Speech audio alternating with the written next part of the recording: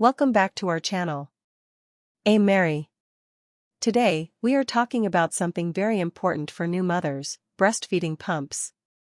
Whether you are a first-time mom or already experienced, understanding how pumping works can make breastfeeding easier, more comfortable, and more flexible. This video will guide you through the types of pumps, their benefits, how to use them, and safety tips every mom should know. Lightbulb: what is a breastfeeding pump? Narrator. A breastfeeding pump is a device that helps a mother remove milk from her breasts.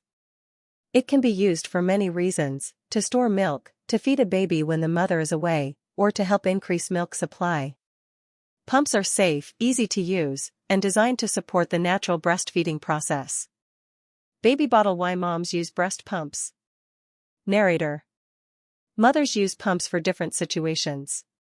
When returning to work or school. When the baby cannot latch properly.